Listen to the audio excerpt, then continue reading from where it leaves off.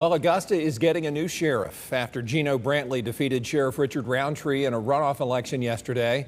Kim Vickers has more. When Sheriff Richard Roundtree didn't get 50% plus one vote in May's primary election, Gino Brantley had one more shot at unseating the incumbent. Tuesday, he became the projected winner of the Democratic primary, and he says he has mixed emotions. Tired, a bit exhausted, but elated at the same time. Voter Janessa Travis thinks voters chose right and that it's time for a change. I think it's great. I think after 12 years, it's time for some new blood. The city has changed, and sometimes when you've been in a position for a long time, you probably get stuck in your ways and may not be open to new things. So bringing somebody else in new, and I've seen Mr. Brantley at several functions, and I like the way what he says he's going to do with the city.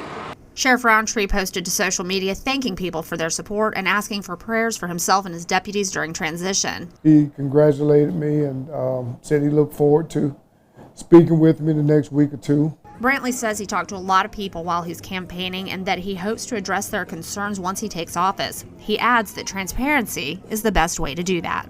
By being engaged with in public forums, by having the deputies out in the neighborhoods, meeting with people, knowing the people, all that helps build trust and it helps bridge the relationship between the community and law enforcement. Travis tells me she was impressed by Brantley's plans when he was campaigning and looks forward to seeing if he can make a difference. In order to make a change, you've got to be out there among the people, talking to the citizens and seeing what we need. You know, you can make changes behind the desk, but if you're not talking to your constituents or your citizens, it doesn't really do anything. So I enjoy that. He comes out and he talks to you and he's not talking at you.